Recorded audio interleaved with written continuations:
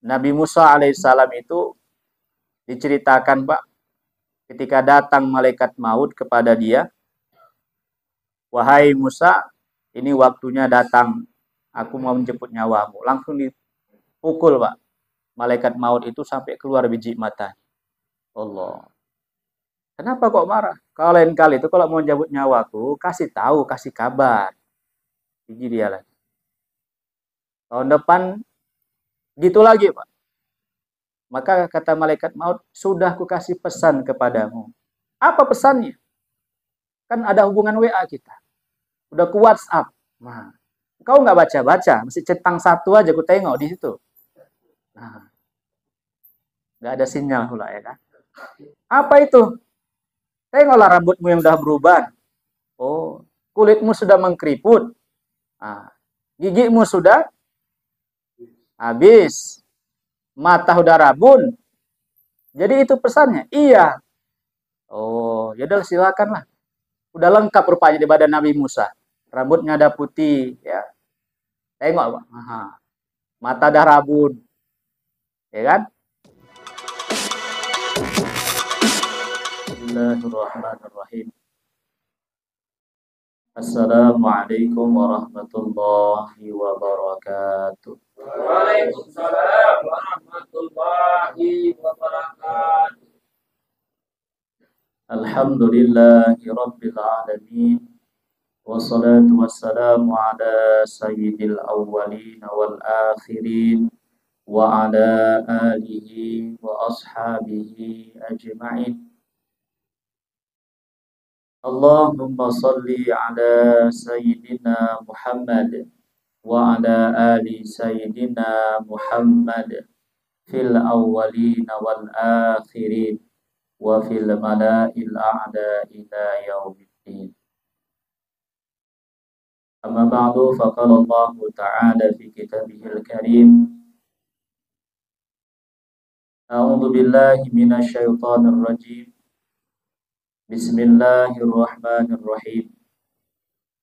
Innamal mu'minuna alladzina idza dzukirallahu wajilat qulubuhum wa idza tuliyat 'alaihim ayatuhu zadatuhum imana wa 'ala rabbihim yatawakkalun. Shadaqallahul 'azim. Faqala Nabi sallallahu alaihi wasallam, ballighu anni walau ayat. Atau kama qala Nabi sallallahu alaihi wasallam. Wa sadaqa rasuluhun nabiyul karim wa nahnu ala dzalika minasyahidin wasyakirin walhamdulillahi rabbil alamin. Yang saya hormati ahli bait di rumah ini, bapak-bapak yang berhadir dalam acara witinan, yakni perwitinan di malam Jumat. Alhamdulillah, nikmat daripada Allah Subhanahu wa taala, kita bisa berhadir di rumah saudara kita ini dalam rangka membacakan ayat Al-Qur'anul Karim,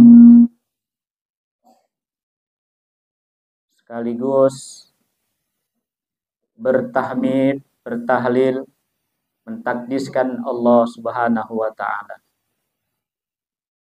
Kemudian berselawat dan rangkaikan salam kita hadiahkan kepada junjungan alam Nabi Muhammad sallallahu alaihi wasallam, yang syafaat beliau ini kita nantikan siang dan malam sampai nanti hari kiamat.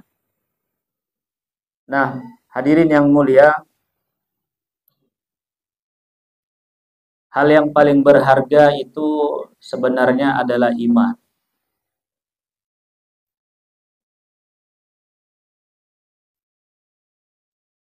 Hal yang paling berharga, yang paling penting dalam hidup dan kehidupan ini adalah iman.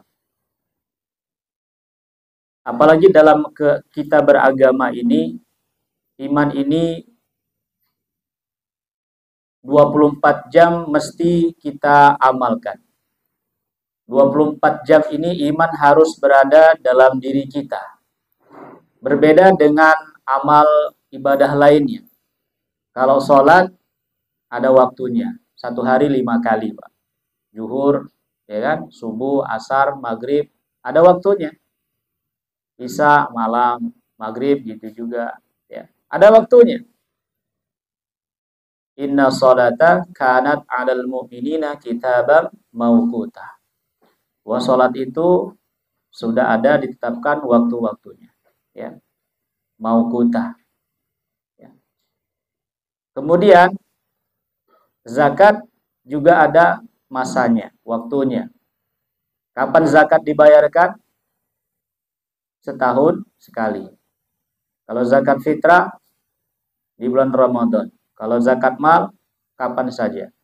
Ya.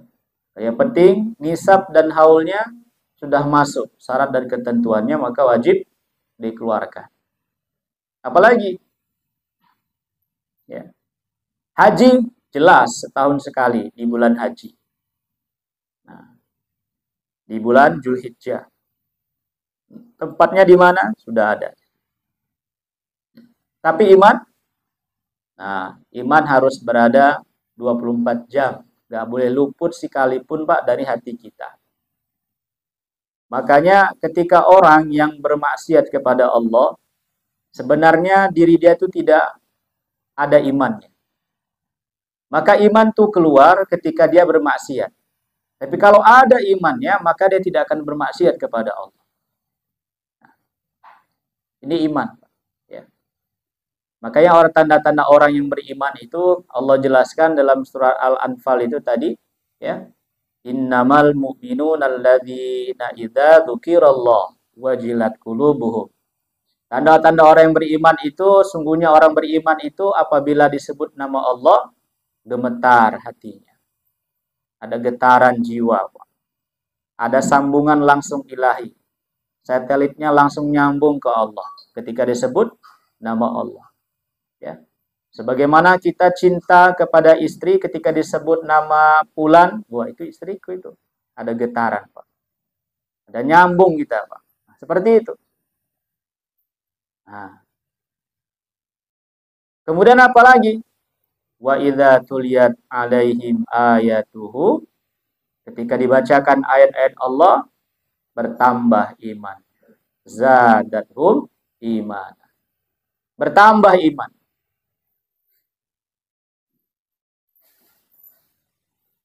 Apa ayat Allah itu? Apa Al-Quranul Karim? Ya, itu bagian daripada ayat Allah. Diri kita ini juga ayatnya Allah. Bahkan alam semesta ini juga ayatnya Allah Subhanahu wa ta'ala. Ya. Makanya ada satu ayat Al-Quranul Karim yang ketika itu Nabi SAW sangat bersedih, Pak. Ya, ketika turun ayat ini Nabi bersedih sampai Bilal itu memanggil datang ke kamar Nabi, ya Rasulullah, sudah waktunya subuh. Nabi masih diam, terpaku, bersedih. Ya Rasulullah, sudah subuh. 3 kali Bilal manggil. Ya. Apa ayatnya itu? Alladzi yadhkurunallaha qiyaman wa qu'udan wa 'ala junubihim wa yatafakkaruna fi khalqis samawati wal ardh. Nah, ayat ini, Pak, kita disuruh mentafakkur tentang penciptaan langit dan bumi. Kenapa? Penciptaan langit dan bumi itu merupakan bagian daripada ayat-ayatnya Allah Subhanahu wa ta'ala. Wa 'ala rabbihim yatawakkalun. Dan mereka ini bertawakal hanya kepada Allah. Apa itu tawakal? Tawakal adalah menggantungkan segala urusan kita hanya kepada Allah. Kita pasrahkan segala sesuatu yang kita inginkan kepada Allah. Karena Allah tempat segala-galanya. Allahus Samad. Allah tempat bergantung. Ya. Allah tempat bergantung.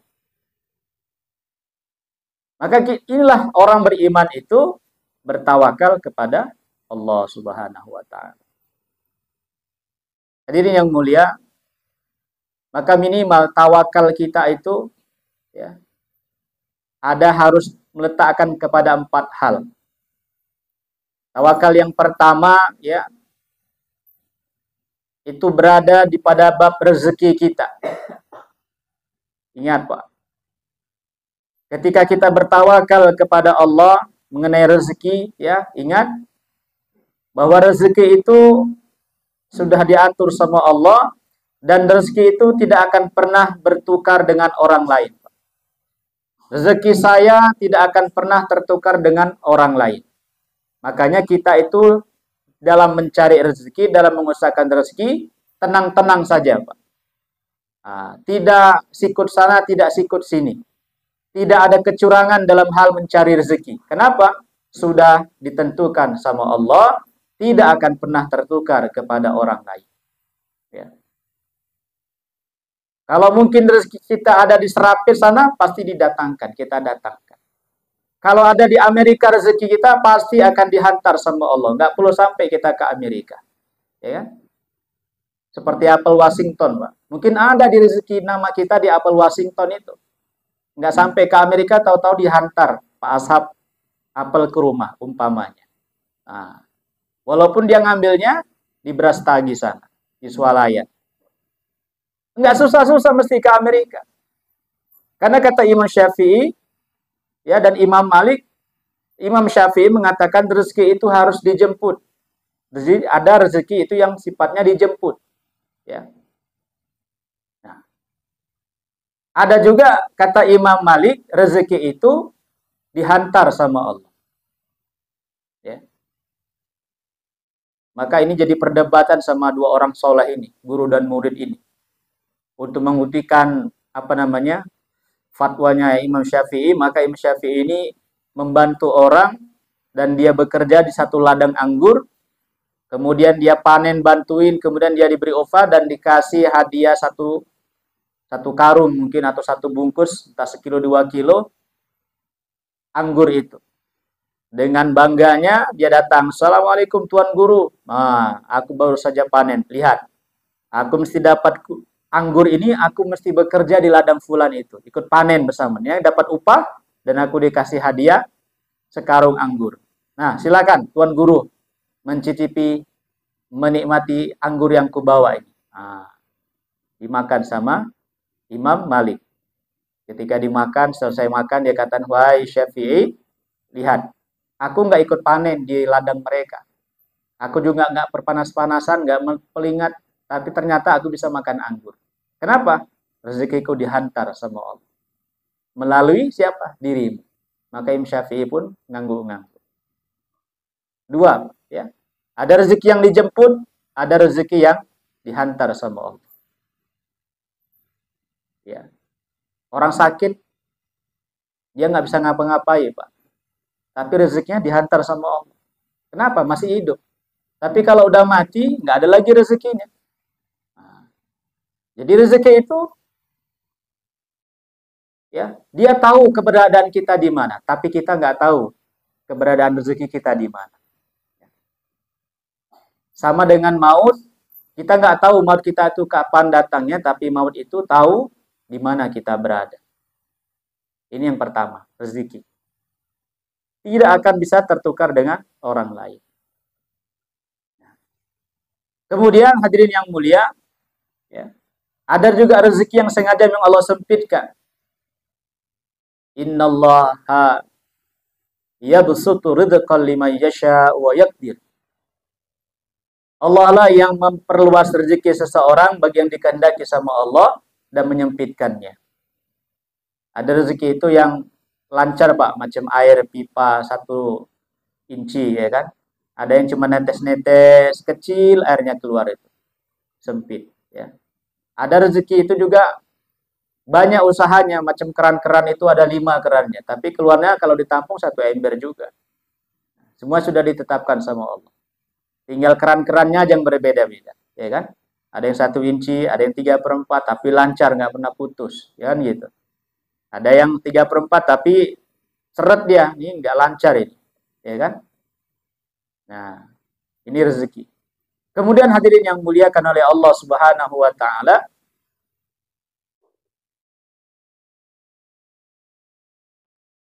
bab tawakal selanjutnya, bahwa amal kita itu tidak akan mungkin dikerjakan oleh orang lain.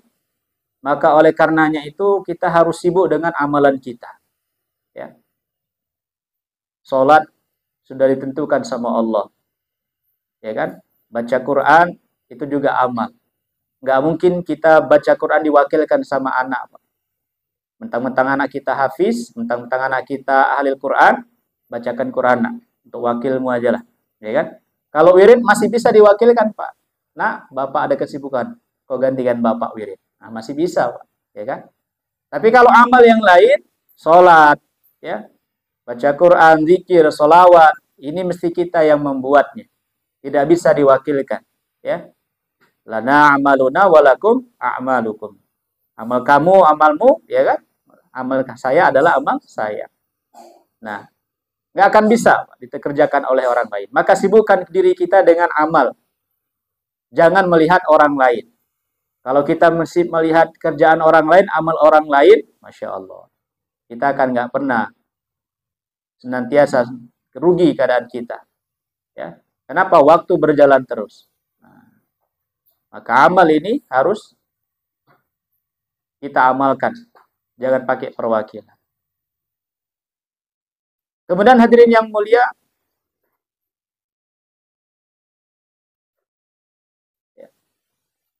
maut itu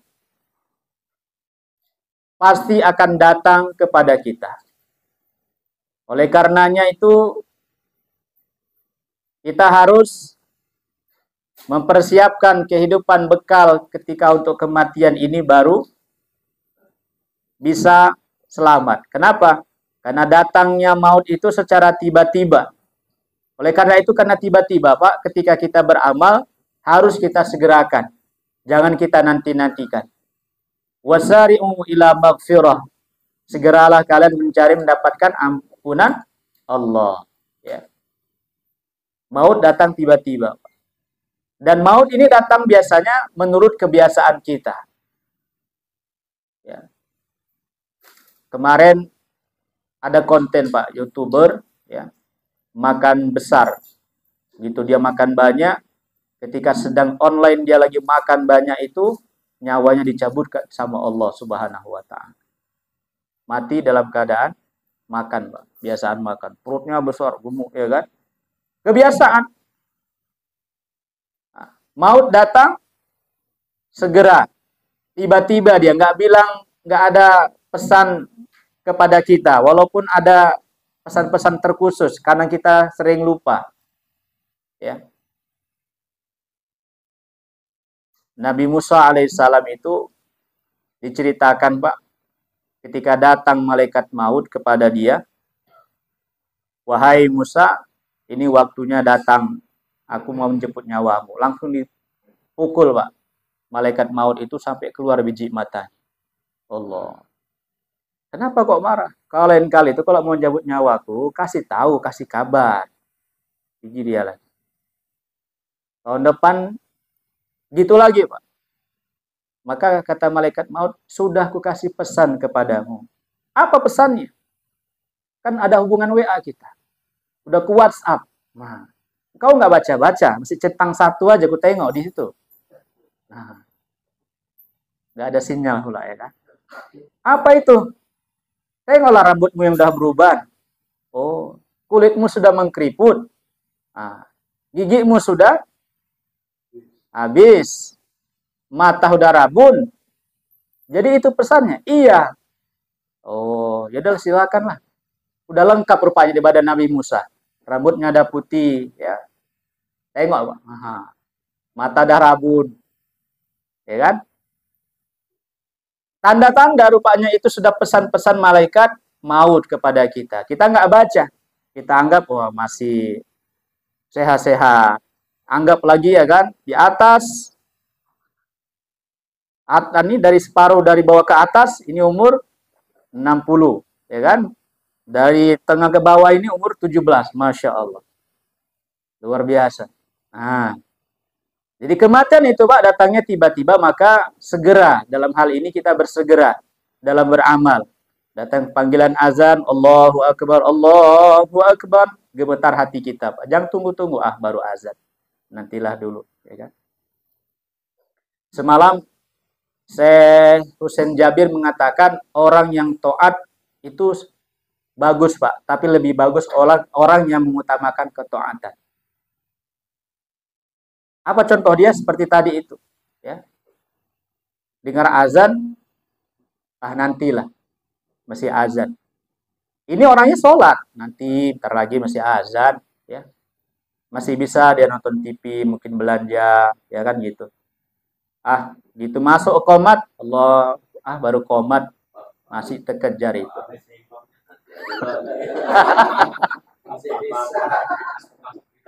Masih bisa. Rupanya bukan Pak Amit imamnya, Pak Nandu. Kulhu bacaannya.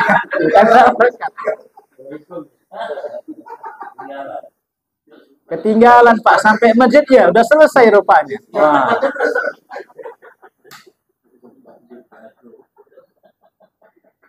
Allah Akbar. Ya. Lalu, tapi orang yang mengutamakan ketaatan, kata Syekh Jabir Husain kemarin, dia katakan, orang yang mengutamakan ketaatan inilah yang nilainya berbeda di sisi Allah Subhanahu wa taala. Kenapa? Dia hadir ke masjid, sholat berjamaah itu sebelum azan berkumandang, dia sudah berada di masjid. Bukan tunggu azan, Allahu Akbar, dia baru ke masjid. Tapi kalau pun bisa, dia yang azan dari masjid. Atau dia hadir sebelum azan, dia sudah hadir. Inilah orang yang mengutamakan ketaatan, kata beliau. Nilainya berbeda. Maka orang yang taat itu, Pak, ya luar biasa. Tapi yang mengutamakan ketaatan, inilah yang luar biasa. Inilah juga ini maksud dengan segera kita untuk beramal soleh. Terakhir, Pak, ini terakhir. Ya. Terakhir, hal yang paling penting ini yang kita harus bertawakal itu salah satunya harus merasakan diri kita ini diawasi sama Allah. Ya. Allah Subhanahu wa taala senantiasa melihat perbuatan kita. Walaupun kita berada di mana saja, kita berada dalam pengawasan Allah. Maka tanamkan rasa malu dalam hati untuk bermaksiat kepada Allah. Kenapa? Karena kita berada dalam pengawasan Allah, jadi kita malu untuk bermaksiat kepada Allah. Hadirin yang mulia, ya.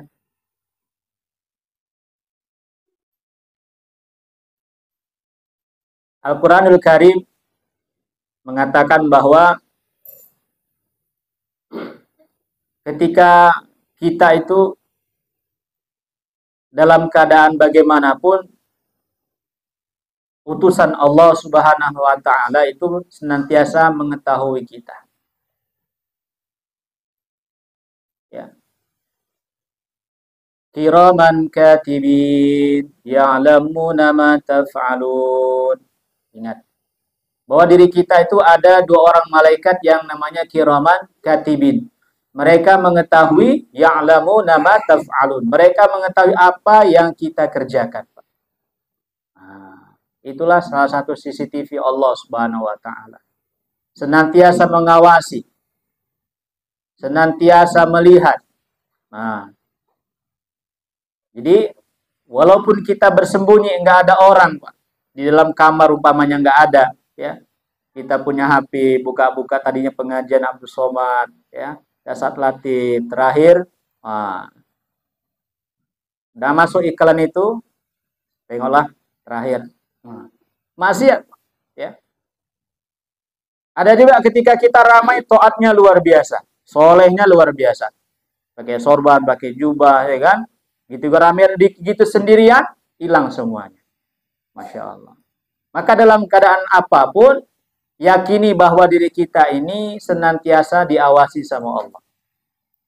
Apapun perbuatan kita akan dibalas sama Allah Subhanahu wa taala.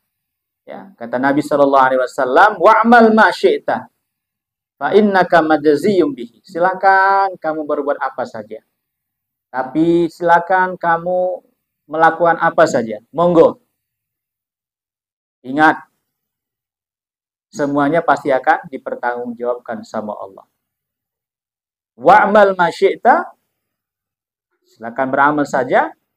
Maka sesungguhnya setiap amal itu pasti akan dibalas, diminta pertanggungjawaban sama Allah Subhanahu wa taala.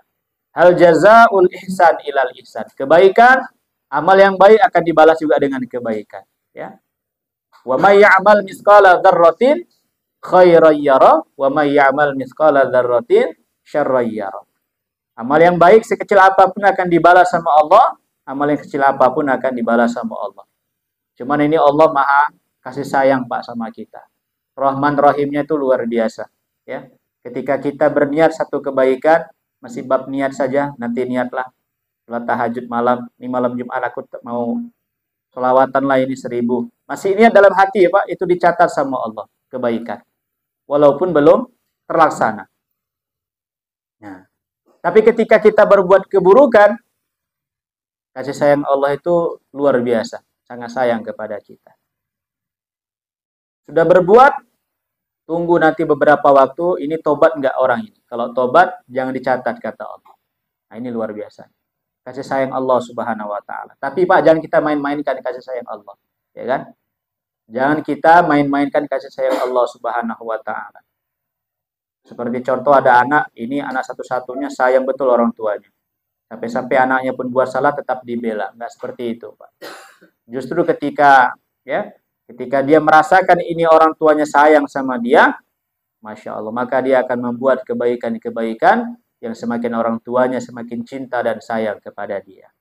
Begitulah Allah Subhanahu wa taala, ketika kita mengetahui kasih sayang Allah ini luar biasa, maka kita sebagai hambanya Allah, kita menggapai kasih sayang Allah ini dengan membuat amal-amal yang sangat diridai oleh Allah Subhanahu wa taala. Hadirin yang dirahmati oleh Allah Subhanahu wa taala. Ketika kita beramal seperti ini, muncul sudah tawakal yang benar kepada Allah, maka kata Allah, lahum darajatan indallah. Maka Allah akan mengangkat derajat kita setinggi-tinggi dengan derajat. Wa rizqun karim, dan akan diberikan rezeki oleh Allah dengan rezeki yang karim, yang mulia, ya, yang enggak susah-susah lagi, Pak. Nah, iman yang benar, yakin yang benar, tawakal yang benar, Allah angkat derajat kita setinggi-tinggi derajat dan akan Allah berikan rezeki yang mulia. Hadirin yang dirahmati oleh Allah Subhanahu wa taala, ya. Kita berharap dari rumah ini, Masya Allah, ini bagian rezeki yang Allah berikan kepada tuan rumah ini, ya. Dulu di zaman Rasulullah, zaman sahabat, ya, di zamannya Imam Syafi'i, tabi'in itu madrasah nggak ada, Pak. Yang ada rumah-rumah, tapi muncul ulama-ulama sehebat Imam Syafi'i, Syekh Bukhari, ya kan, penghafal hadis, Syekh Muslim, ya. Dari mana? Dari rumahnya, Pak. Siapa ini? Orang tuanya. Maka jadikan rumah kita ini rumah yang mengeluarkan dari rumah ini ulama-ulama. Orang yang hafal-hafal Quran, hafiz-hafiz Quran, ulama, ya. Dari sini muncul pemimpin-pemimpin yang adil dari rumah ini. Kenapa? Dari rumah itu asal dasarnya, muasalnya. Dan jangan jadikan rumah itu seperti kuburan, kata Nabi. Rumah yang di dalamnya tidak dibacakan ayat Al-Quran. Tidak ada sholat-sholat sunat di dalamnya. Makanya Nabi itu gak pernah ngajarkan kita sholatnya jemaah, sholat wajibnya di rumah. Nabi senantiasa ke masjid. Tapi sholat sunatnya Nabi SAW panjangnya luar biasa, ya, di rumahnya, hidup. Nah, sampai Aisyah itu kata Aisyah, ya Rasulullah, kenapa ibadahmu sampai seperti itu sih? Sampai kakimu bengkak-bengkak kayak gitu, Pak. Sholat sunatnya Nabi SAW. Nah, kalau Pak Hamid Imam belum jadi apa-apanya sama kita, Pak. Ya kan? Kalau Nabi itu Masya Allah luar biasa. Nah, sampai kaki Nabi bengkak-bengkak. Panjangnya rakaat sholat beliau. Maka dari Quran ini, di rumah ini hidupkan, ya, ta'lim, ya. Ya, lihat. Masya Allah. Seperti muncul Hafiz Indonesia kecil itu, si Naja. Dia bukan di madrasah tapi di rumah, Pak. Masya Allah. Tapi walaupun banyak kekurangan, luar biasa. Tapi hafal Qur'annya sangat luar biasa. Ya. Sebentar saja langsung nyambung. Sebentar saja langsung nyambung. Ya mudah-mudahan dari rumah ini juga kita berharap bersama muncul generasi-generasi Islami, generasi-generasi pemimpin-pemimpin bangsa yang bisa memimpin negeri kita ini menjadi negeri yang adil dan makmur. Nah, muncul ulama-ulama yang karismatik yang bisa memimpin agama ini, memimpin umat ini menjadi semangat kokoh. Mudah-mudahan ini semua bisa kita terjadi juga dengan keluarga-keluarga kita semua. Amin ya rabbal alamin. Demikian saja yang baik datang daripada Allah Subhanahu wa taala. Billahi taufik wal hidayah. Wassalamualaikum warahmatullahi wabarakatuh. Waalaikumsalam warahmatullahi wabarakatuh.